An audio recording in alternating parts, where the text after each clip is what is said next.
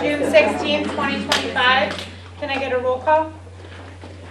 Diane Salter, here. Herb, Here. Hillary, Here. Jody, Here. Jeff's absent with notice. Kimberly, Here. Rebecca, Here. Superintendent Carly Stone, Here. Jan Ziesel, Here. Coy Stewart, Here. all are here. All right, let's stand for the flag. I pledge allegiance to the flag of the United States of America and to the republic for which it stands, one nation, under God, indivisible, with liberty and justice for all. Next is appointment of acting board secretary. Can I get a motion? Move the Brandon Board of Education appoint Diane Salter to serve as acting secretary for the June 16, 2025 board meeting in the absence of the elected board secretary Jeff Zilke. Second. Any discussion? Can I get a roll call? Herb Robinson, Yes. Hillary, Yes. Jody, Yes. Kimberly, Here. Yes. Rebecca, Yes. Diane, Okay. yes. All right, next up is superintendent report with Carly Stone. All right, it's my great pleasure to introduce and welcome back, actually, our Truck Down Thunder team who presented to us about this time last year regarding their season. If you would please come on up and share information regarding this year's season, we would really appreciate it. Thank you very much. You guys have a pointer on the podium? Perfect, thank you. You're welcome. Yeah, so I'm Mark Ratliff, and Robbie DeHaan. We're the two head coaches now for the team, starting this coming year, replacing Barry Fenn, who was coach of the team for the last number of years.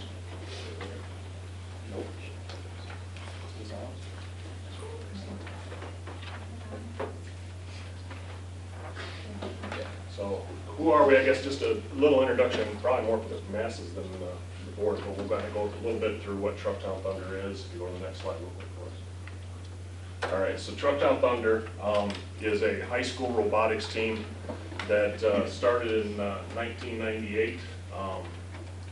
It's part of the First Robotics competition. First Robotics competition is a global competition that currently they're up to over 11,000 team numbers out there. And Trucktown Thunder's team number is 68. So we've had this number for a long time. We're one of the veteran teams out there. We initially started in Pontiac, Michigan at one of the truck plants. That's why it's called Trucktown Thunder. When that closed during the GM bankruptcy, they were looking for a home, so we were able to come here to Brandon, and been basically here since 2009. This last year, we had 17 kids on the team. Yeah. We also have a middle school team, an FTC team, that we started 2012. We started a middle school team and an FTC team that's going strong as well. Let's see, next slide. Yeah. So, yeah, a little bit about first in Michigan. Michigan is the largest concentration of high school robotics teams in the country. This last year we had 525 teams competing in the state of Michigan. All but 4 counties in the state had a robotics team. There's actually more robotics teams than there are high school 11-on-11 football teams, which is kind of crazy. The next largest state is California with only 290 teams. I say only, but yeah, with only 290 teams. Just to give you an idea, globally, outside of the the United States as well, we're talking about a total of just under 3,700 teams were competing this last year. So the next slide, I think, kind of goes into a little bit about us this year. So we had 2 district events that we competed at, like we do every year. The first one was down at Ferndale with 40 teams there. We ranked 6th after qualifications, but got eliminated in the third alliance with basically the 2 schools that I mentioned there. Yeah, so we did fairly well, but not as well as we would have liked. We went to Mason over by Lansing for the second event. Again, 40 teams were competing. We ranked 7th after that competition. We got eliminated in the playoffs in the 6th alliance, but we got enough to qualify to go to the state championship this last year, where there's 160 teams out of that 525 that I mentioned. are able to qualify to go to. We did fairly well there and got eliminated in the 8th Alliance in our the division we were at there. So we didn't get enough points at the state championship to qualify for Worlds this year, which was a little disappointing for the students. Especially when statistically, when they looked at how the team competed, there's websites out there that basically will do all the statistics just like every other sport. And you can see that basically worldwide we were 205th in the world in terms of scoring, and just in the state we were 34th. And there was about 80 teams from the state of Michigan that qualified to go to Worlds. So statistically we're there, we just didn't have the luck that we needed at states to go further. So that was a little bit about this year. So I'm going to talk a little about how the students benefit from being on our team. I'm the head coach, as Mark just mentioned. I'm also an alumnus of the team and an alumnus of Brandon. I graduated high school here in 2020, did all 4 years of high school here, and then up through Bell-Ann and kindergarten all the way through. I was on the STEM program when I was in high school, and that was a great program, did a lot for me. But in addition to that, I was on the robotics team, and that took what STEM did and just went another step further. Basically, what robotics does really well is we have a project and we start from scratch, we start from zero, and we see it through to the end, which is something that is not certainly feasible to do at the scale that we do in a classroom environment. So we start, we have a goal, we design what does the robot want to do, we design a robot in CAD virtually to complete that goal. We manufacture it in real life, and then assemble it in real life, and then program it, and then wire it, and then test it, and then it doesn't work, and then we change it, and then it doesn't work again, and we keep iterating until we come up with something that works and works really well. And then you panic right before the first competition because it's still not working. Exactly. And before the second competition, and then somehow it still works. Not quite. One other thing that we do really well is that first bullet, mentorship from industry professionals. In the classroom environment, you have educators, which are great, and they help us out a lot. What you don't have is industry professionals that come in and dedicate hours and hours and hours and hours to help give the kids a good experience. And that's why I came back to do what they did for me. And so what we don't do is we don't have the mentors and the adults come in and say, they go and do everything, they build the robot themselves and then give the kid a controller and say, okay, drive it. They also don't, come in, say, okay, the robot, let me know if you need help. We're partners. We work together in a collaborative way to build a robot together while the students are learning the entire time. And that makes it a valuable experience for everybody. Let's see. College and career readiness made me ready for college. I got $5,000 a year through Kettering University. And then striving to, excuse me, challenge our students in many ways. Our program thrives with students who aren't challenged by traditional classwork. I was in the top 10 of my class. Frankly, I wasn't challenged in school a whole lot. I was challenged here, so. Next slide, please. So how's T3 funded? It costs about $60,000 a year for robotics. And you see about $15,000 here is through event registration, $8,000 materials in robot, $30,000 in travel and lodging when we go to Worlds. Team uniforms cost about $2,000, and then $5,000 in continuous improvement, for a total of about $60,000. And again, that's with travel. So. And it's sub-funded. So yes, basically who we're dealing with is just showing some of the partners that we've had this last year that helped make up most of that money for us. Basically, General Motors was our biggest one. They paid all that registration, which is a huge benefit. They've been from year one. Then we also have the Department of Education has a state grant they provide to every team, and you can see that's a significant portion as well.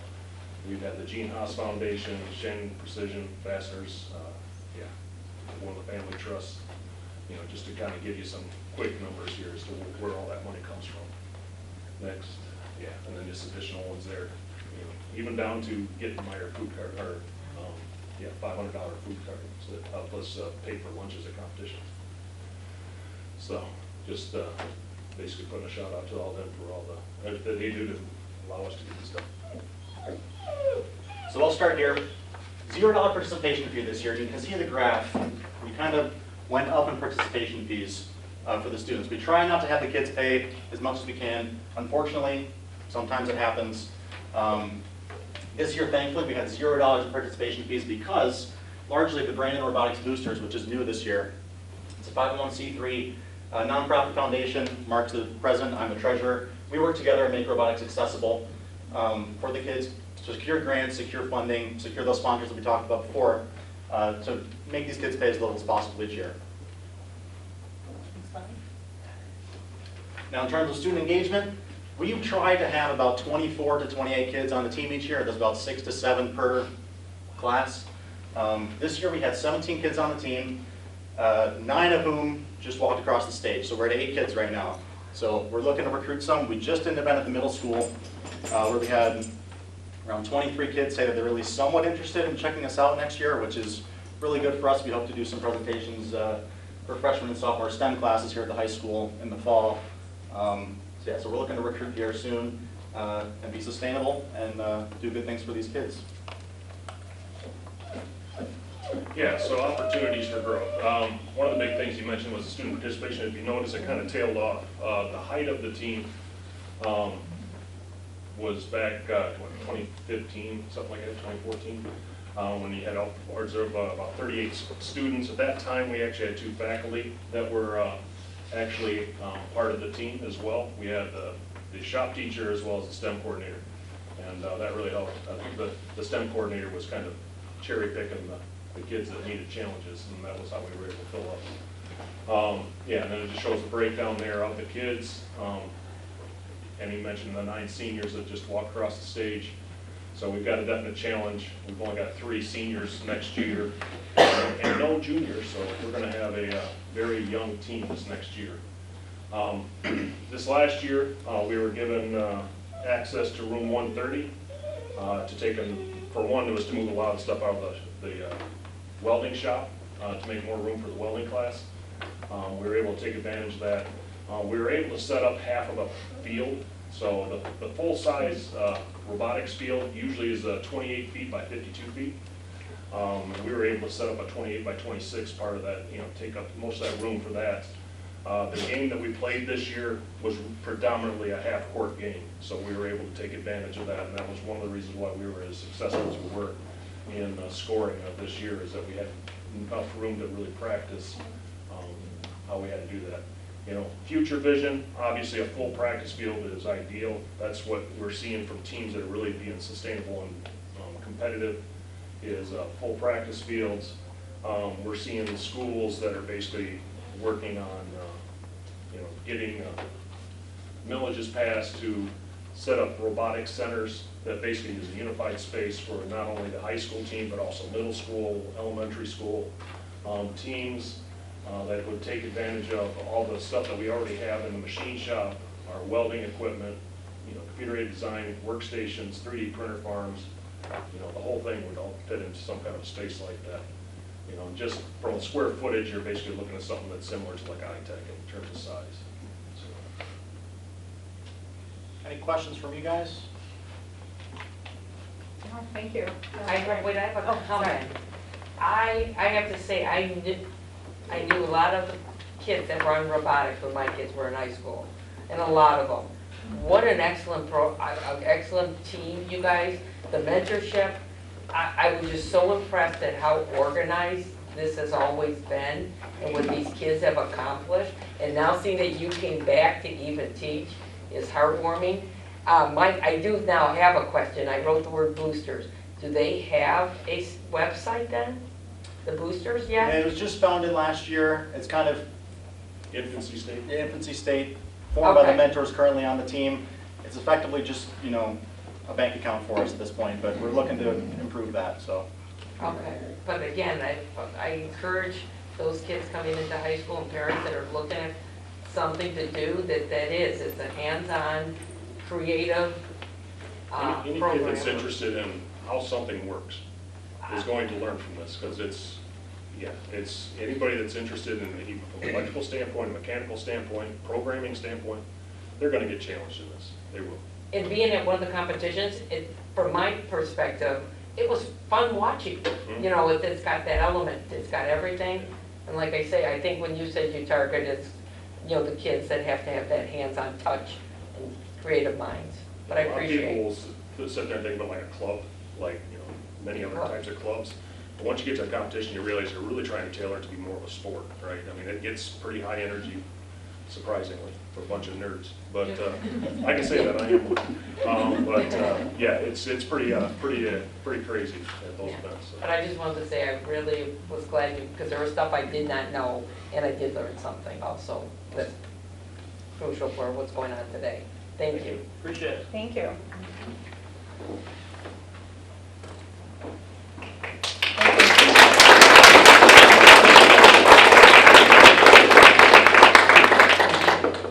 Alrighty, at this time, I'd like to invite our Director of Technology, Mr. Thomas Bezak, to present a report on district technology.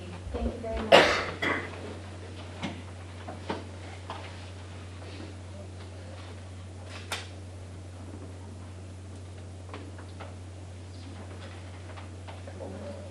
Ooh, quicker. Nice. Everybody, Thomas Bezak, Director of Technology here at the Brandon School District. Just going to give you a little overview of what's been going on, what we're working on currently, and what we just wrapped up with the end of the school year. Overview of the topics. Just going to give you a rundown of the 24-25 school year we just wrapped up. Critical incident mapping, Chromebook upgrades, a grant we're going out for, AI policies, and some other future funded initiatives. So 24-25 in review, we just was going through our cases. We responded to over 5,000 requests for help or alerts this past school year. So I think that's a big feather in our cap for my two guys, since we're a team of three, pretty lean, and definitely way lower than our regional peers. So we're punching way above our weight in that department, and being a good steward of our tax money. So yeah, 5,000 requests responded to, over 250 Chromebooks repaired over the course of last year's school year. And campus-wide incidents or multi-user outages, really nothing to note. They were short in duration and easily fixed. Critical incident mapping. We've got this going on right now. We've partnered with Critical Response Group to redo our district maps. So these are maps of all our buildings with all our current doors. It's going to be egress routes, and the most important thing is these are going to be loaded into the 911 dispatch system. So people like Lieutenant Glover will be able to quickly respond to anything that happens in the district and know exactly where to go. So we're in the final phases of that. We're just proofing the work that CRG has done for us, and then once we've approved and signed off on that, they're going to start loading it into the 911 systems. Chromebook updates. We are approaching the end of support for our current fleet of Chromebooks in 2029, so we've started the process of getting those up to date with newer models. So this year we're going to replace 3 grades and keep replacing those until we're all up to date. And we did have a sampling of these go out last year, and they do seem to be holding up better than the older generation 8s, so it's looking good on that front. The COPS SVPP grant, a little bit of a mouthful. It's a school violence prevention program grant. It's a competitive grant that I'm throwing in for. If we get it, it will be $500,000 that we can use to bolster our security, and envisioning we'll be using that to upgrade our video recording servers and add badge access to the doors in the high school. That amount of money should pay for that. If we win it, there's a $125,000 district match. And yeah, these would be really good improvements for our students and staff. AI policies. I'm sure everyone's heard of AI. I've been working with COI in the curriculum department as part of the AI collective. So at this time, we're kind of in the first phases of developing an AI strategy and guidelines and all that good stuff. So that is coming soon. We're going to be getting guidance and training for staff, and then also rolling that out to students once staff is more comfortable and we have real guidelines in place. So it's used safely and effectively. Future initiatives, good news, there's a couple different organizations that are giving me free stuff. So MyCloud is going to cover our backup costs for the next 3 years, so that'll be something off of our budget, which is always an awesome thing. And MySecure is also going to be giving us security software for our servers, so it will be another layer of security, keeping us safe and our data secure. And then funding for these, they're telling me totally secured for 3 years, but they are looking like it's looking good for past that. So that will keep a decent amount of stuff off our budget and then someone else's. And that's all the major stuff I've got going on right now. Any questions from me? No, thank you. Appreciate that. You're very welcome.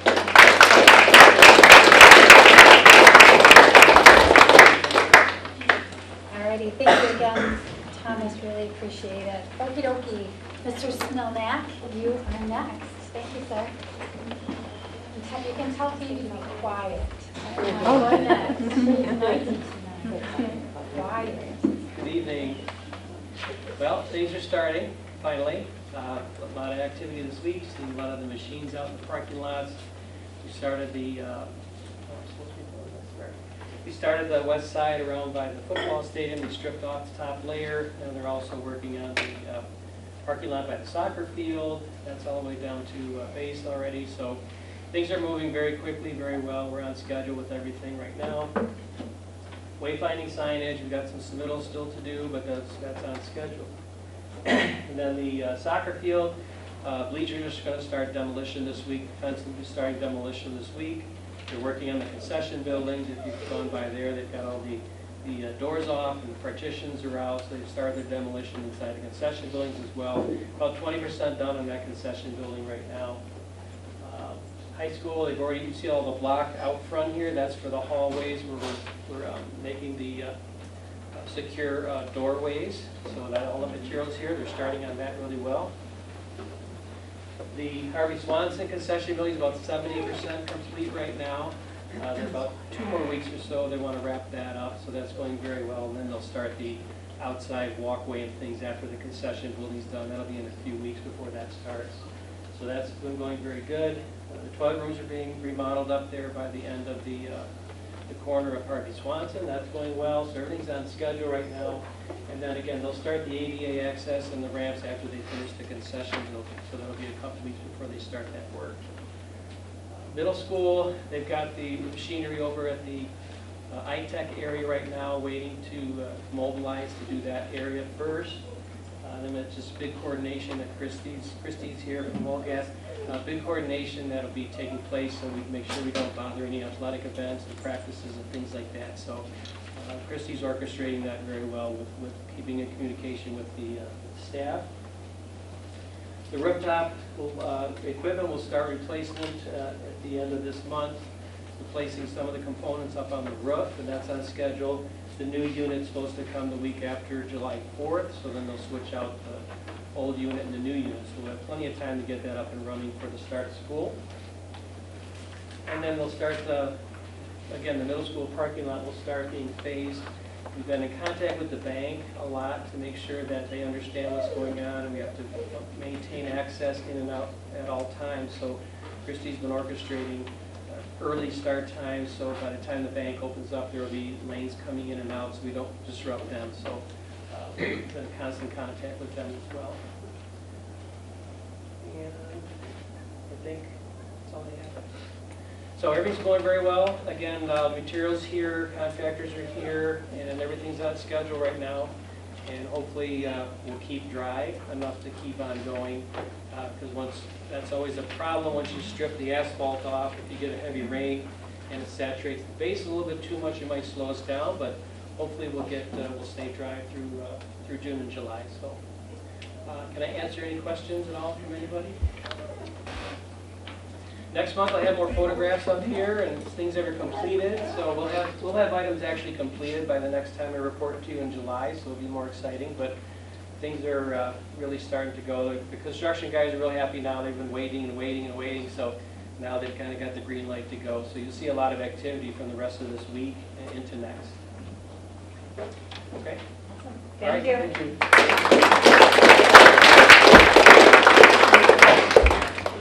Okay, next up is approval of the consent agenda. Move the Brandon Board of Education approve the consent agenda as presented. Second. Any discussion? Can I get a roll call vote? Kim, Yes. Jody, Yes. Hillary, Yes. Herb, Yes. Diane, yes, Rebecca. Yes. All right, next is information and discussion items. We have finance report with Jan Ziesel.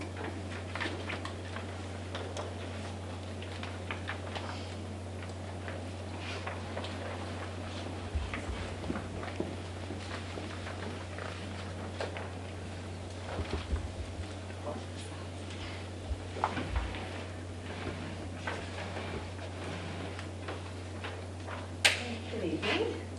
Tonight is our annual public budget hearing for the adoption of next year's budget and then the final budget for this year, and the truth and taxation hearing, which again is, they're both mandated by the state of Michigan that we have these hearings. So I'll start with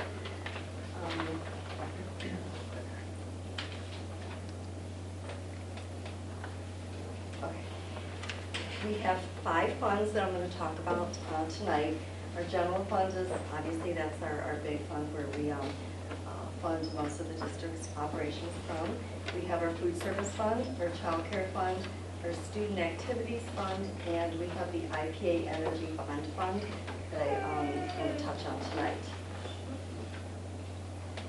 So we're just going to start with our property tax levy. Currently, for the 2025 tax year, which begins July 1, the all property taxable value is $889,261,330. This is an increase last year by about 4.2%, and the district will be levying 12.16 mills. That is no change from the prior year. Regarding our non-homestead tax levy, our current taxable value is $180,833,825, and that is a 2% increase from last year. The tax levy will be 17.8706 mills, and again, no change from last year. So I wanted to first talk briefly about some things that have changed with the fiscal year 25, the current year budget for this final amendment. We did have some revenue come in late. Medicaid fee for service funds, we had an increase of $128,530. This is money that we get from Oakland County, and it's ridiculous. There's no real way to predict it until they tell us at the end of May what it's going to be. 31AA is state funding. That was increased in April by about $191,878, and we use that to fund our security. So that was a big help there. We were able to pay for all of our security with the state funding. The fiscal year 25 final budget includes a transfer in from the IPA Energy Bond Fund of $418,135. So what does that look like in summary?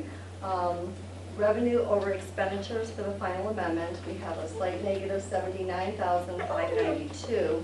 However, our operating transfers in, we transfer in from the two funds. Our food service fund, we transfer in 75,000, and again, we do that every year. And the IPA energy bond transfer is the 418,135 that I just mentioned. So our net change in fund balance is a positive of 413,543. Our fund balance projected at June 30th, 25, after the audit is said and done, 4,742,166, or 14.22%. Okay, now for coming year, fiscal year 26, I'm going to go through a few assumptions. We've been working since last, well, fall lightly, but we got serious in January, really looking at ways to reduce expenditures. We have much more control over expenditures than revenue, especially right now. The state has not adopted a budget. So we decided to, Carly and I decided to go with the governor's recommendation, which is $398 per pupil increase. However, that her recommendation also eliminates a chunk of funding that we got this year. It's MIPSR's funding. So the net increase with the governor's recommendation is only $48 per pupil. Now, the House and the Senate have come out with their own versions. None of them, frankly, look that great either. They talk about increases to 12,000, but then they're taking away every categorical, so it doesn't help us at that point. We're looking at an enrollment decline of 70 students. We hope that's going. We hope we're going to see a better number than a 70 student decline. Jen, our pupil accountant, has been updating us regularly, and that's where we're at right now, give or take. So we wanted to go with the 70 students. We thought we should go with 70 students. Okay, Public Act 18, that's an Oakland County-wide levy. It supports special education funding. Oakland Schools distribute that money. We're seeing an increase of $75,000 plus for next year. Our food service transfer in that I mentioned, $75,000. And this budget includes investments in staff of $650,000.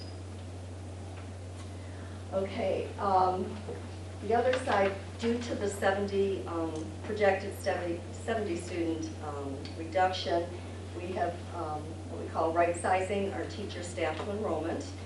And so that we're looking at a savings about $416,741. That equals 4 FTE. We are making an investment next year of new curriculum materials of about $65,000. Chloe has some plans, so that was added in. And we're looking at a center cost decrease of $50,000. That number is always a little, it can be, we don't really necessarily know at the beginning of the school year, but we think for sure we'll have some kind of a decrease. Okay, we have contracts with our transportation, we contract and custodial. Those contracts, we'll see an increase of $94,000. The Medicaid fee for service, this budget reduces revenue by $128,530 because on the first sheet I talked about this big number we got this year that I don't think we'll get that number next year. If I look at the 5-year average, it's necessary to reduce that instead of counting on this big number. Again, center costs decrease of $50,000. We are reducing 1 permanent building sub per building, so that would be a total of 4. That's a savings of about $50,000. The reason it's not more is we're still going to need subs, most likely. It's just that the subs, when they're called in, are a little bit less than the permanent building sub. We have, this is really good news, 31 carryover money of about $1.4 million. It's incorporated. We have been saving this money every year since ESSER because we used ESSER funds to fund social workers and everything we could. We spent every dime of our ESSER money. So this 31A carryover, plus we're going to get a new allocation next year, that's going to set us up well for the next few years for social workers and all of the interventionists and our new, we have a new math coach in the district. and math interventionists. So we're bolstering up the math program like we've done in River City. We have the money to do that through the 31A grant. Our special education teacher replacement, even though we're not increasing our special ed teachers, we've got a teacher this year that was a contract teacher, so bringing in a teacher, a payroll teacher with benefits is going to be an increase. And then we have a step 2 teacher lead, and the thought is we may end up having to bring a teacher in higher there. So we built in some increase for those 2 teachers. So bottom line, the revenue over expenditures, this is before any transfers, a little over $1 million deficit. Once we transfer the food service $75,000 in, and then the IP energy bond funds in, that will, the net change in fund balance, again, right now, because we don't, we're kind of going conservative, is just under $600,000 deficit. Our fund balance then, next year, June 30th of 26, it would be, if all of these things came to fruition, $4,154,718, or approximately 12.56% fund balance, which is still well above our 10% goal. Okay, food service, the final budget, revenue over expenditures, again, $97,432 deficit. This is intentional. We have to spend the food service. We get a letter every year from the state telling us we have too much money, spend it. So our fund balance is projected to be about 48.4%, huge number, 807,000.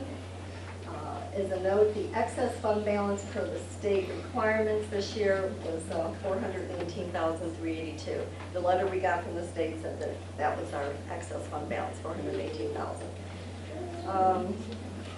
So, proposed for 26, we're looking at spending about 260,267. So we're going to go into a deficit. Most of that's coming from the project, the middle school lunch line project. So that's one way that we're spending that money that the state tells us we need to spend.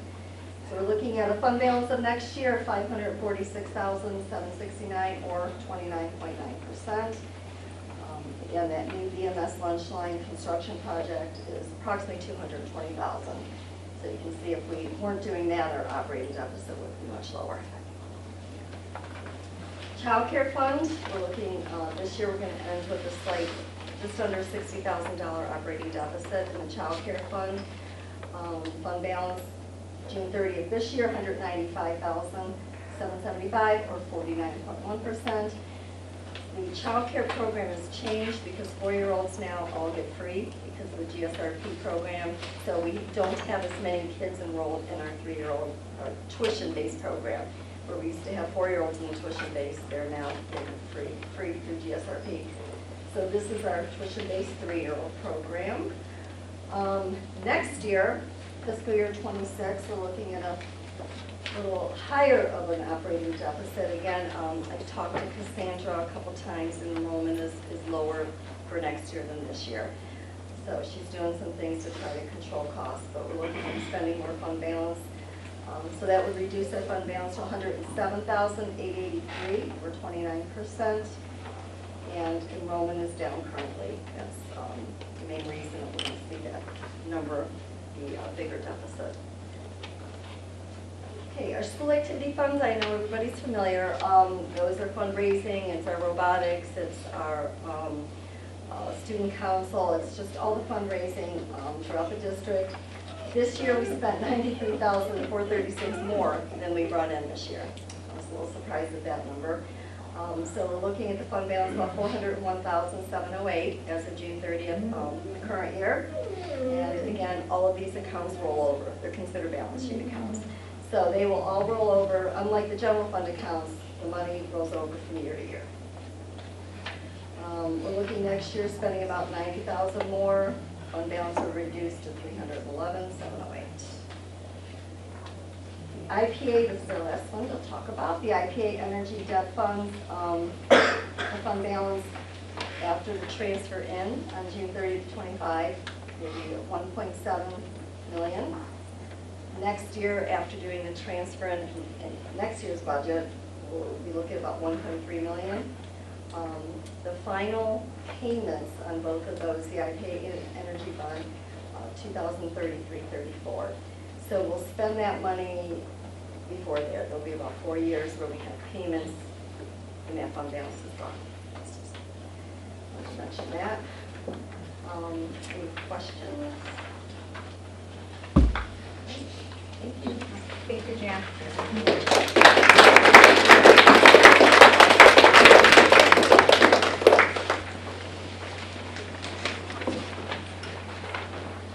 Okay, next up is our action items. Approval of application for preliminary qualification of bonds. I move the Brandon Board of Education approve the application for preliminary qualification of bonds as presented by administration for filing with the Michigan Department of Treasury, and that the secretary of this board be authorized to sign the same. Second. Any discussion? Can I get a roll call vote? Jody, Yes. Hillary, Yes. Herb, Yes. Diane, yes. Kim, Yes. Rebecca. Yes.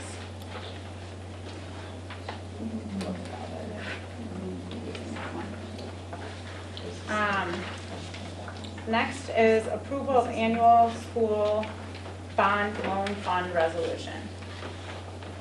Move the Brandon Board of Education approve the application for preliminary qualification of bonds as presented by the administration for filing with the Michigan Department of Treasury, and that the secretary of this board be authorized to sign the same. Second. Any discussion? Can I get a roll call vote? Hillary, Yes. Herb, Yes. Diane, yes. Kim, Yes. Jody, Yes. Rebecca. Yes. All right. Adoption of the final 2024-2025 budget. Move the Brandon Board of Education approve and adopt the 2025-2026 proposed budget as presented. Support. We're on C, right? Yeah. So you got the 2025-26. Oh, did we do that? No. We're on C. Oh, okay. 2024-2025 final budget as presented. Support. Any discussion? Can I get a roll call vote? Herb, Yes. Diane, yes. Kim, Yes. Jody, Yes. Hillary, Yes. Rebecca. Yes. Adoption of proposed 2025-2026 budget. Move the Brandon Board of Education approve to adopt the 2025-2026 proposed budget as presented. Support. Any discussion? Can I get a roll call vote? Diane, yes. Kim, Yes. Jody, Yes. Hillary, Yes. Herb, Yes. Yes. Rebecca. Approval of 2025 tax levy. Can I get a motion? Move the Brandon Board of Education approve the 2025 L-4029 tax levy as presented. Support. Any discussion? Can I get a roll call vote? Kim, Yes. Jody, Yes. Hillary, Yes. Herb, Yes. Diane, yes. Rebecca. Yes. Approval of Superintendent Carly Stone's evaluation. Move the Brandon Board of Education approve Superintendent Carly Stone's evaluation as presented. Second. Any discussion? Yeah, I just want to say that the difference is we added another year to Superintendent Carly Stone's contract. Which is the next motion, but that's okay. Oh, sorry. That's okay. Then I'm already at. It's okay. Approval of contract for Superintendent Carly Stone. Move the Brandon Board of Oh, wait, I'm so sorry. I didn't vote, sorry. Yep. I got out of line. Okay, we need a roll call vote, Diane. Okay, this is for the evaluation. Sorry. That's the evaluation. Yes. Okay. Jody, Yes. Hillary, Yes. Herb, Yes. Diane, yes. Kim, Yes. Rebecca. Yes. Okay, approval of contract for Superintendent Carly Stone. Move the Brandon Board of Education approve the employment contract for Superintendent Carly Stone as presented. Second. Any discussion? Can I get a roll call vote? Jody, Yes. Hillary, Yes. Herb, Yes. Diane, yes. Kim, Yes. Rebecca. Yes. Approval of food service employees contract. Move the Brandon Board of Education approve the food service employees contract as presented. Support. Any discussion? Can I get a roll call vote? Hillary, Yes. Herb, Yes. Diane, yes. Jody, Yes. Kim, Yes. Rebecca. Yes. Approval of BESPA contract. Move the Brandon Board of Education approve the BESPA contract as presented. Second. Any discussion? Can I get a roll call vote? Herb, Yes. Diane, yes. Jody, Yes. Kim, Yes. Hillary, Yes. Rebecca. Yes. Approval of concrete bid for BHS soccer bleachers. Move the Brandon Board of Education approve the concrete bid for BHS soccer bleachers as presented. Support. Any discussion? Can I get a roll call vote? Diane, yes. Herb, Yes. Hillary, Yes. Jody, Yes. Kim, Yes. Rebecca. Yes. Approval of change order for the BHS dust collector. Move the Brandon Board of Education approve the change order for the BHS dust collector as presented. Support. Second. Okay. Kim, support that. Thank Any you. discussion? Can I get a roll call vote? Herb, Yes. Diane, yes. Jody, Yes.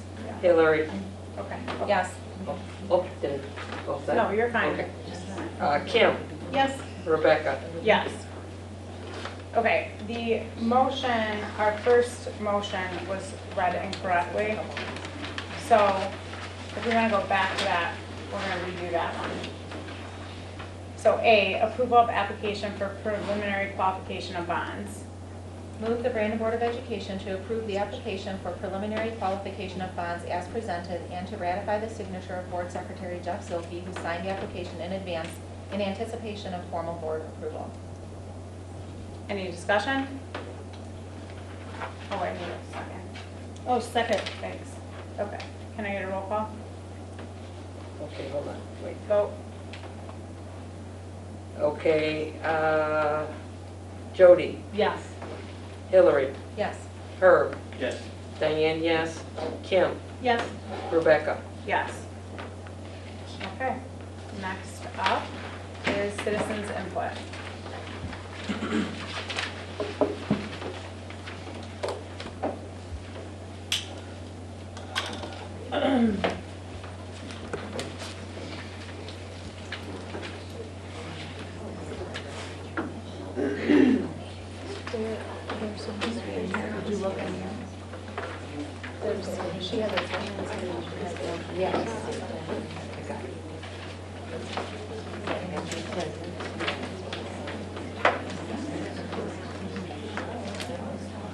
Okay, before we get started on public comments, I'm just going to read briefly what our policy is with them.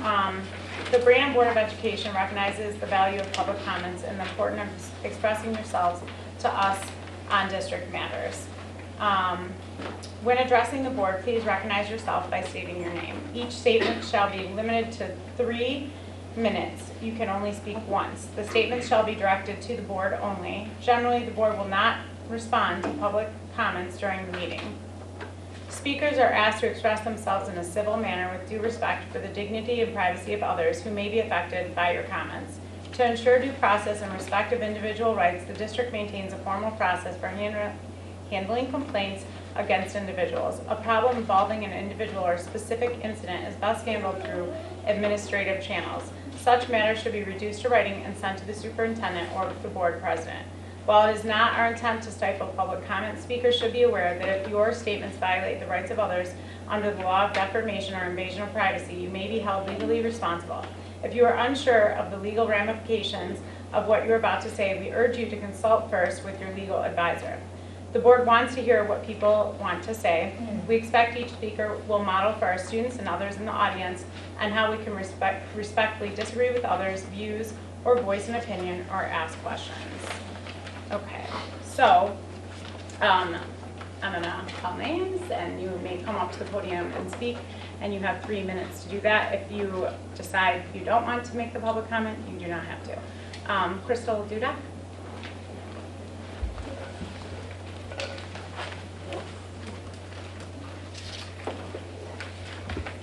Hello, my name is Crystal Dudek. I have a son named Sean on the Red Hawks lacrosse team. And today I'd like to bring your attention to a petition that 5 families started for the reevaluation of the termination of Red Hawks lacrosse head coach Todd Stickle. With the support of our sons, who were players coached by Todd Stickle, we believe that the recent termination of our coach was not only abrupt but also unjustified. This knowledgeable coaching staff came with a supportive and positive attitude to elevate our players and our lacrosse program. Many of us feel strongly that not all perspectives were considered before arriving at such a monumental decision to let him go. We've seen firsthand the passion he brings to his work, instilling values of dedication, teamwork, commitment, and perseverance in his players. We started this petition June 7th, and we had 109 signatures in 3 days. It's important to note that 21 of those signatures are current lacrosse players from the 2025 roster. This is not only about reinstating Coach Stickle as head coach, but also ensuring fairness, transparency, and justice in processes that significantly affect the future of the lacrosse program. We ask for a formal reevaluation of his termination, incorporating feedback from all those involved. Thank you for your time.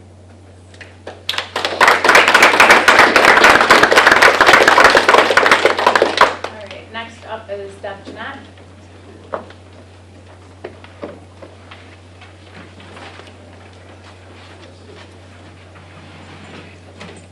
My name is Deb Jeanette. I've been part of this district for 13 years and a lacrosse parent for 6 years. I stand here tonight to be a voice for our sons and for our program. As parents, it is our job to set an example for our sons to speak up when we see wrongdoing. Firing our coaches after just a few months into the program is the wrongdoing. We were blessed this year with not 1, but 3 coaches that inspired our boys to be better. They took time on their own to start conditioning long before the season ever started. They had classroom time to learn the fundamentals of lacrosse and really understand the game. They spent time in huddles during the game to coach the offense and defense separately, something that was not being done before. But most importantly, they were pushing our boys to see themselves as college athletes. Be it junior college, community college, big and small universities, trade schools, or military academies, they inspired our sons to be their best selves. They encouraged high academics and held our sons accountable to it, not just being eligible for the sport, but to have high grades and high moral character. Some of these boys sitting before you tonight are some of Brandon's top academic performers, and they were recognized as All-League and All-State this year in both athletics and academics. This coach took it upon himself to bring in college lacrosse players and hold a college night where our team could get questions answered. He was helping our sons to get film together and reach out to college coaches. He inspired our sons to be better on the field and in the classroom. Our boys felt seen by these coaches. Coach Stickle wanted more for our program here. He wanted to remove the me in the program and replace it with the we in the program. He had a vision and a plan and the experience and knowledge to bring it about. He was not given any time to implement any of the steps to move us forward. This decision was made without due process or even the appearance of a legitimate investigation, and without the knowledge or input of the majority of the parents or players in this program. Superintendent Carly Stone actually said to me in an email, and I quote, "I must admit that I'm not overly familiar with the ins and outs of the lacrosse team this year." And the athletic director, Jesse Johnson, said to me, and I quote, "I honestly don't know much about lacrosse." And that's okay. Lacrosse here is a self-funded program. The success of this program relies on our families to pay for it and to be heavily involved. We have a stake in this program and its success. If there were issues present, why was the principal or the vice principal not in attendance at the games to see what was going on for themselves as part of an investigation? We as parents have countless hours and money invested in the success of this program for our kids. I feel you have fired the best group of solid, dedicated coaches that this district has seen in a decade. I come to you tonight to ask that Coach Stickle be given a fair chance to move our program forward in the best possible way. Our kids deserve it. Thank you.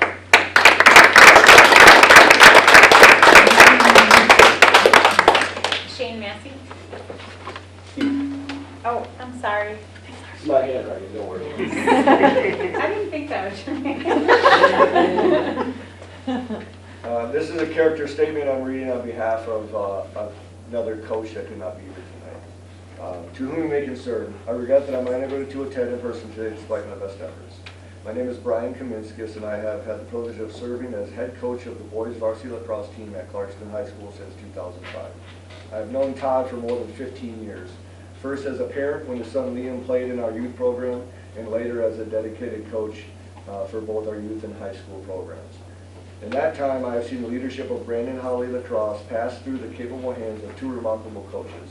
Jay Reynolds, who played for me at Clarkston and was instrumental in founding the program, and now Todd Stepko, who coached with me for many years and was shaping the future of the program with clarity, energy, and purpose.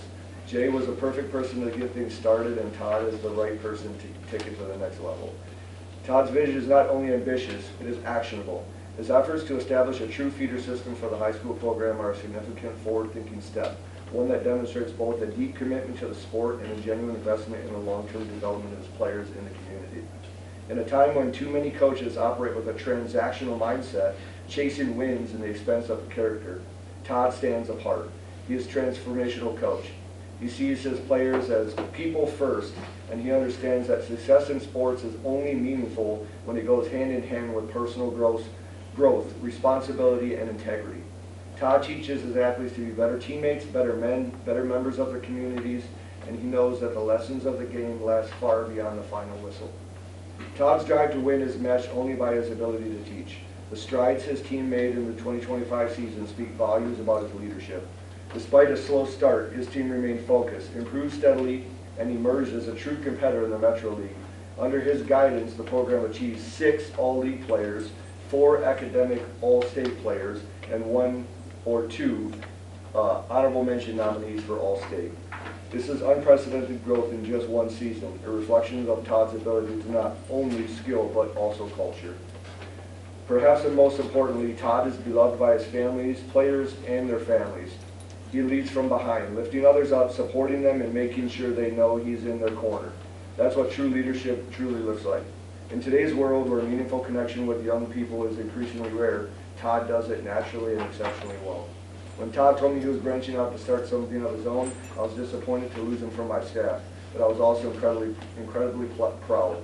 We need more coaches like him who are willing to step up and create something special, and when they do, we should support them wholeheartedly. I strongly encourage you to meet with Todd, talk to him about his vision, his values, and approach to leadership. You'll find him thoughtful, humble, sincere, and deeply committed to the young people he coaches. There are few people like Todd. He is exactly the kind of coach you want to represent the program, and exactly the kind of leader our athletes deserve. Take pride in calling him their coach.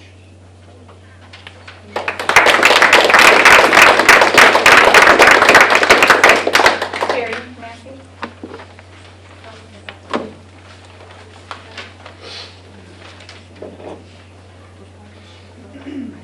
So I'm Terry Massey. Oh, okay, yeah. One second. Oh, yeah, no problem. Thank you.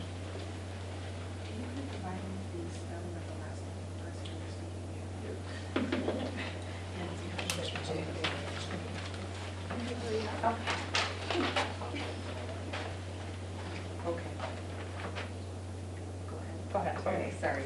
So I'm Terry Massey. I'm Brady Massey's mom. He is going to be a 4th-year player on the lacrosse team. So good evening, Brandon School Board members. The Massey family wanted to let you know that we feel, as many other parents and students, that a mistake was made when Coach Stickle was fired. This coaching team came in and wanted to build a team that they, the players and parents and school, could be proud of. This is one of the best seasons that we've had with our son playing lacrosse. He was already very vested in lacrosse, but gained a wealth of knowledge this season, as well as developed great relationships with these coaches. I feel that the issues that have been circling need to be addressed and should have been thoroughly investigated previous to the firing of a great coach. When the incidents occurred, questions that we have are when the incidents occurred, was there an investigation into the situation? Was there a conversation to discuss the occurrence and what happened? Was there any warning or education provided not only to coaching staff but to players? And not only should coaching conduct be reviewed and remediated, but players' behavior should be subject to the same process. Why didn't anyone ask to speak with other players to find out if the information that the administration was being provided with is what actually happened? In review of the playtime, we feel that lacrosse is being held to a different standard other than other Brandon sports teams. JV baseball was cut, freshman volleyball was cut, the football team has one group of boys that play offense, defense, and special teams, while a large number of boys stand on the sideline without getting much play time. The JV players for lacrosse could have been cut, but they weren't. They were allowed to stay on and have an opportunity to prove themselves and have a chance to earn play time, which some of the players did. With this coaching staff, multiple players made Flint Metro League, All-League. I'm doing a little bit of a repeat. 2 honorable mentions and 2 nominated for All-State Athlete, multiple players nominated for All-State Academics. This was more than any other team in the league this season. All of this was partially due to the way that this coaching staff came in and supported the knowledge and skills of each player on this team. What happened here was due to the complaints and wishes of the few and not the many. The biggest issue now is the situation will be talked about in the lacrosse community, and there could be a chance that no coach will want to be a part of this program, and that would be the worst thing that could happen for these boys. So thank you for your time.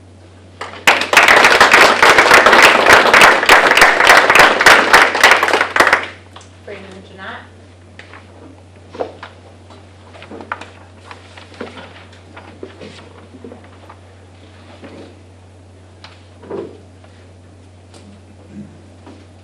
Hi, my name is Brandon Jeanette. I'm an alumni of the Red Hawks, captain of the 23-24 season, sorry, as well as a first-team All-League player. With the growth of this program this year, just watching on the sidelines, I've been amazed at what they've been able to do in a short time. I mean, to practices being planned down to a T, to actually investing in the kids like no other coach has invested in the lacrosse program.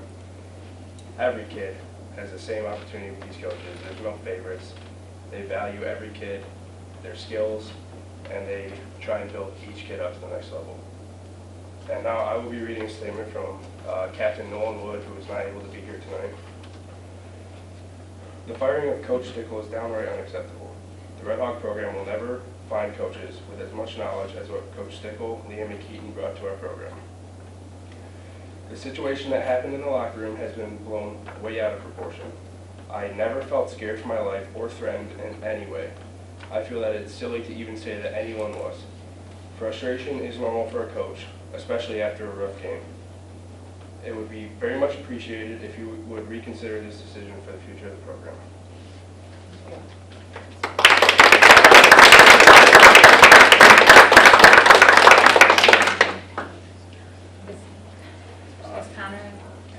Connor, okay, the last name. Well, yeah, but the last name, so I'm just guessing it's yours. Oh, you didn't? Oh, of course you didn't. Just Connor.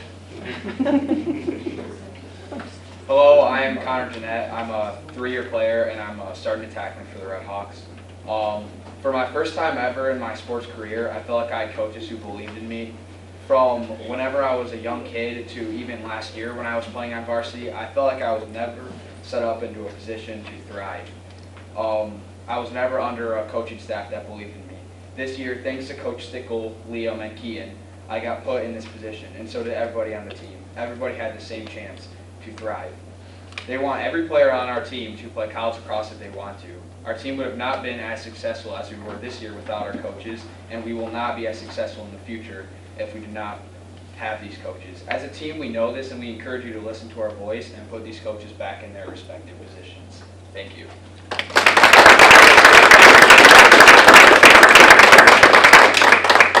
Bryce Coverly.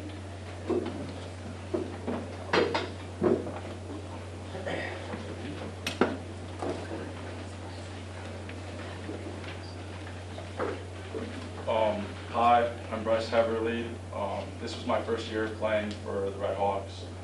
And I'm going to be reading a letter that I wrote in support of Coach Stickle. To whom it may concern, I'm writing this letter to express my strong support and appreciation for Coach Stickle this past season. This past season was my first year playing lacrosse, having previously played baseball. Transitioning into a completely new sport came with its challenges, but my coaches made the process not only manageable, but incredibly rewarding. From the beginning, they welcomed me with patience and enthusiasm. They took the time to teach me the fundamentals of the game, helping me grow as a player week by week. I always felt encouraged, respected, and motivated to improve. More importantly, they treated everyone fairly and created an environment built on trust and teamwork. I quickly developed a positive relationship with all three of the coaches, as they were approachable, honest, and always willing to help, whether it was on the field or just in conversation. That's all. Thank you.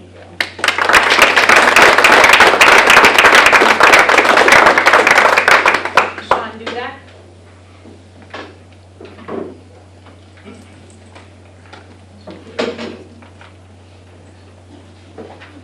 Hi, my name is Sean Dudek, and I am one of the captains of the Red Hawks lacrosse team. I just finished my third season of playing for the Red Hawks, and I can easily say it was my favorite season yet. The reason for this, in my opinion, is the coaching staff that stepped up to run the program. I've been a part of a lot of sports teams in my life, and these coaches have had the most impact on a team I've ever witnessed. Coach Todd Stickle, Liam Stickle, and Keaton Mitchell all sought to improve the program since October with workouts, which had previously never been implemented before. Coach Liam and Keaton also participated in practices alongside players when we were short a few people, as it was always in their best interest to build up the team and help in whatever way they could. This proved to be successful as we hit our stride later in the season, winning 5 games almost consecutively. I believe that if we had more time with the same coaching staff, that this stride we hit would become the normality of the Red Hawks program. I became close with these coaches and am thankful for the grit and hard work they brought to Brandon. One night after game, Coach Todd Stickle even gave a speech on how we, the Red Hawks, were the most special team he has ever had the privilege of coaching, as it was his first opportunity to be the head coach of a lacrosse team. I stand by these coaches and would love to see them stay with the Red Hawks program next year for my senior season, and the years following my graduation for the next lacrosse generation to be coached by who I believe to be hardworking, caring, and truly passionate people who live and breathe the sport of lacrosse.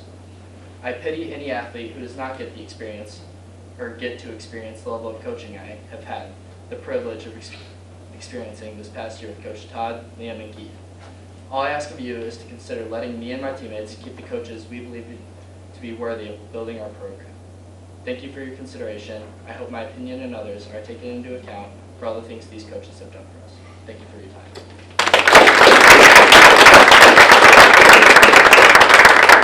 Carter Aquilina.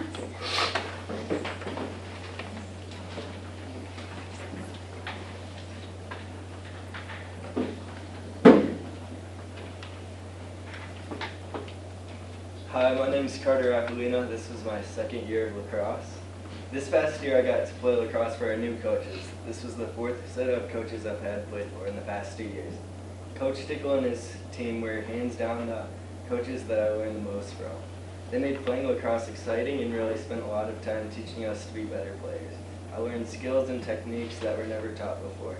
The coaches also cared a lot about us on the field, or off the field. They made sure we were setting ourselves up to be successful on and off the field. They have always been respectful to us and brought the best out of me. I really want to play for these coaches my senior year. The traditions they were starting with the program will not only help me, but also help build a future winning program for upcoming players. Thank you.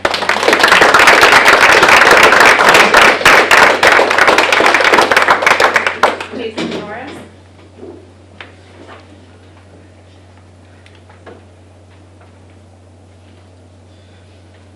Hi, my name is Jason Norris. I'm a 3-year player for the Red Hawks.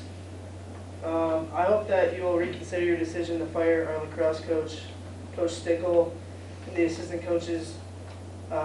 He brought our team, they were the best lacrosse coaches I've ever had, and best coaches that I've had in any sports.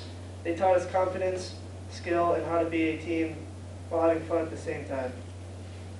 The basis for this decision does not make any sense. The majority of the players on our team, our experiences with these coaches was positive and upbeat. We learned a lot about lacrosse in a short amount of time, and we were looking forward to the off season and the next lacrosse season. The coaches had plans to improve our team and even further, and we were excited for that. Please reconsider your decision. Lacrosse is the only sport that some of us play, and it would be such a disappointment to have to start again with new coaches. We really thought we had found a great team of leaders, and now feel shocked that they have been taken away. Thank you.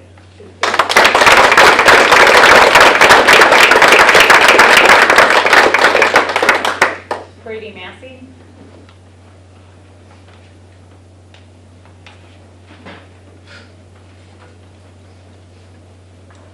So my name is Brady Massey. I'm a 3-year player for the Red Hawks, and I'm the goalie. So from winter workouts to the end of our spring season, Coach Stickle, Coach Keaton, and Coach Liam had the privilege to mentor us. The realization that our team needed help is obvious. When these coaches came into this program, they had goals to increase our team's commitment level, respect, and create an overall good atmosphere. That is exactly what they did by implementing winter workouts, implementing Saturday practices, sometimes even on Sundays. They gave up their own personal time to put the team first.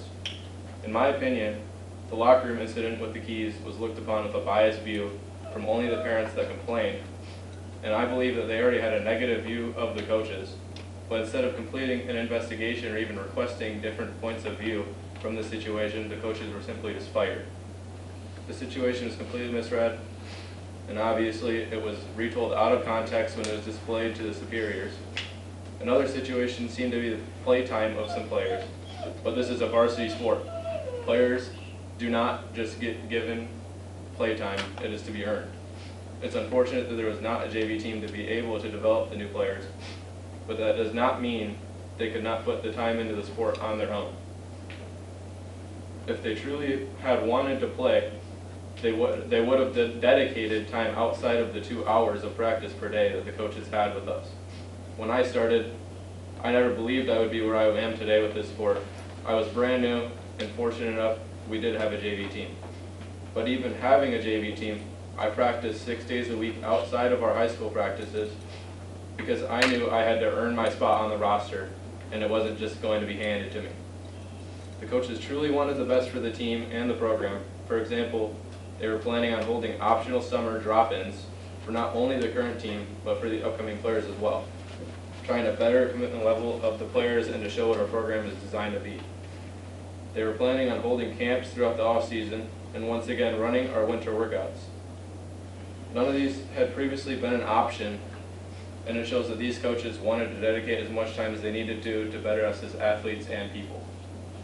Coach Stickle has been dealt a bad hand with how the program was left off with the dedication level and the respect from players, and I believe that if he was given the second chance that he deserves, he would build this program up from the dirt. The coaches were respected by our team, and that respect was reciprocated back to us as well. They believed in us even when we were 0-8. They came back the next day, never treated us any differently than they would have if we were winning, proving that they were there for us and not themselves. To be a good program, we need good, disciplined coaches that are not afraid to take the necessary steps to be able to create the right environment for success. And with the support of me and many other people behind me, we want these coaches to do this. Thank you.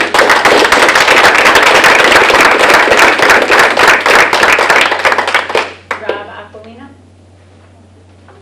He had to leave. Oh, okay, so we'll skip that one. Brittany Swift.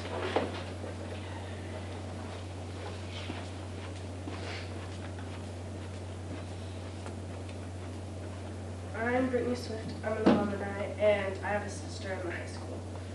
At Brandon, the teachers are more than just educators. They're family. Many of them bring their own kids to the school, and most students walk into the building already knowing at least one of the teachers. Maybe their family had them in class before, or they're friends with the teacher's child. Either way, it creates a sense of connection that goes beyond the classroom. These teachers are always present, whether it's in school, on field trips, or even at community events like Septemberfest. They weren't just our teachers during the day. Several were also sports coaches after school, cheering us on from the sidelines and helping us grow both on and off the field. I remember how excited I was to start high school, knowing that the teacher who directed the middle school musicals, the one who helped me find a love for theater, would also be my English teacher, AP Psych teacher, and yearbook advisor. Then there was Mrs. Marino, my Spanish teacher. She wasn't just that, she was Taryn's mom, the same mom who came to our dance recitals and supported us outside of school. Knowing our teachers as people, not just as authority figures, made school feel more meaningful. It gave us a sense of comfort and stability. I came to school knowing my teachers would still be there the next day. And even as I graduated, I knew my sister, just entering high school, would have the same teachers and the same opportunities. These teachers didn't just prepare us for college or trade school, they prepared us for life. They taught us how to be ourselves, how to set goals and achieve them, how to manage our time and stay organized. Several of them helped me realize what I wanted to do with my future, putting me in situations where I could grow and explore that path. They made their classrooms feel like safe spaces, decorating them to be homey and welcoming, and creating an environment where we felt heard. They genuinely cared about us, and they inspired us to become who we wanted to be.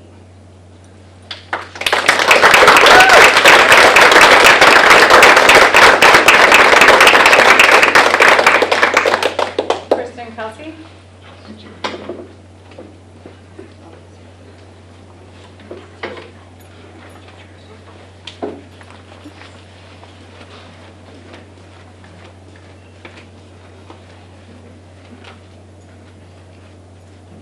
Hi, I am Kristen Kelsey, a teacher at Brandon High School and a parent of a 2024 BHS graduate. So when choosing a school, you do your research, right? You look at the test scores, you look at teacher-student ratio, you check out the sports program, maybe look at the theater, even tour the building, right? See how fancy, murals and all that stuff. And that's what I did in 1999, not as a parent, but as a young, fresh, out of college graduate in the teaching program. I was looking for a job. I had a lot of interviews, a lot of offers, but ultimately I chose Brandon. Because the people that I met in my interview, the teachers that I saw on my tour in June of 1999, I got to the people that sent me an interview, and Mr. Peterson walked me around, and Dr. Ferguson showed me the theater, but when I saw Connie Harmon making copies, and it was the people, that's why I came here. So fast forward to 2012. I live in Grand Blanc, and I had 2 little boys at that time enrolled, already taking classes, kindergarten, 1st grade in Grand Blanc. And they have an amazing school program. You look at the paper, their facilities and their test scores. And I think they had an Olympian recently who won something in the Olympics and track. I don't know. Lots of resources. But what they didn't have Mrs. Reeves Oakwood. They didn't have Mrs. Plassick. They didn't have Mrs. Moore at the FIS at that time. They didn't have Miss Miller as their music teacher. And then I started thinking ahead when they would go to high school.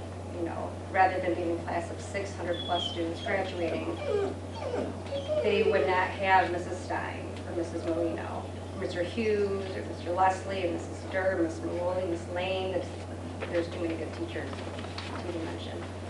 And that I decided that I would move my children out of that district, even though Grand Blanc on paper and all these amazing things, right? Not for the facilities, not because of papers and scores and what have you. It was because of the teachers. The teachers are the reason I brought the 2 most important people in my life here. So I chose Brandon twice, right? Once to invest my career, my almost 30 years when I finally maybe retire one day, but also as a parent too. And as a teacher, I'm hoping that this district, this board, everyone in charge, will choose to support the teachers and show us that we are valued. Thank you.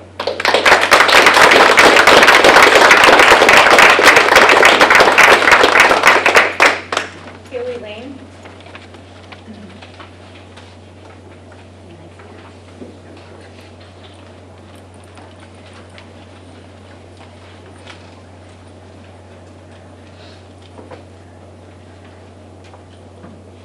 Hello, my name is Haley Lane. I'm a special ed teacher at the high school.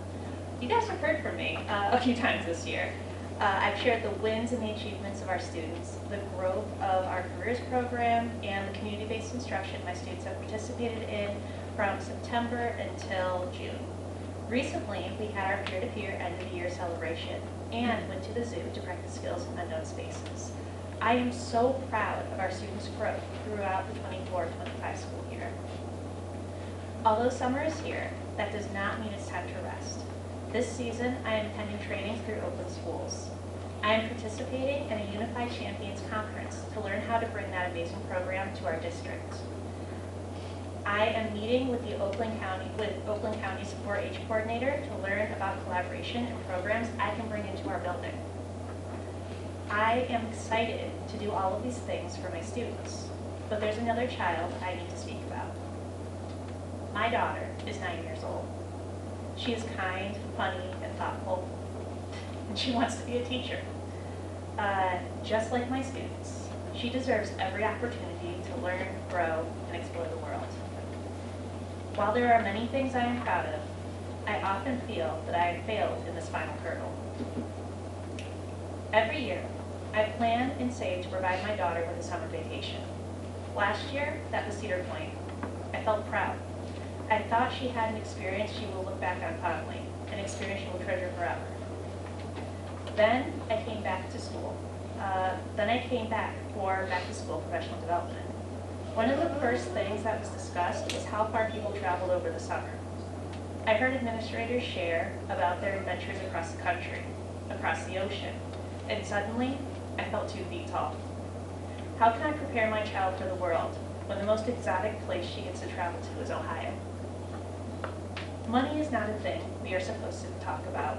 We are taught from a young age to keep that information private. That it is rude to discuss, but as an advocate for all children, including my own, I feel we must discuss it. As an educator in Michigan, my as well as my colleagues and administrators' salaries are available for review on the Michigan Government Salaries Database. I invite you to look up my salary. I've worked here for 6 years. You can see the growth throughout those years. I love my students. I love my job. I want to stay at Brandon. I only ask that a contract, much like the contract approved today for our superintendent, food service employees, and others, would be approved for myself and my colleagues. Thank you.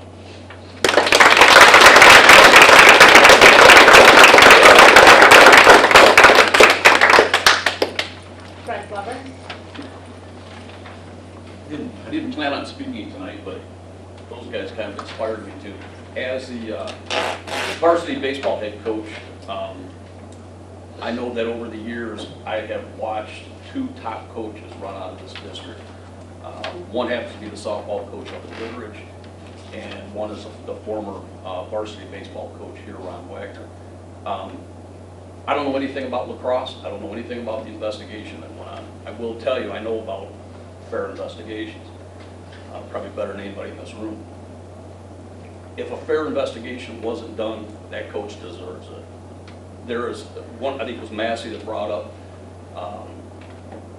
usually about varsity athletes, and at the varsity level, it is about winning, amongst other things, but winning is the top prize.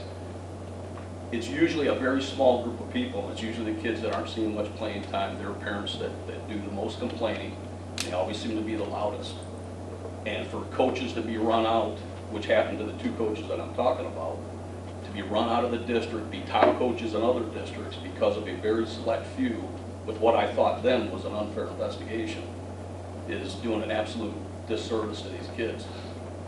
So if there wasn't a fair investigation done, one needs to be done, and then take the considerations, not go on the fact that 2 or 3 parents probably complained and ran these coaches out. It's not fair to the kids, it's not fair to those coaches. Thank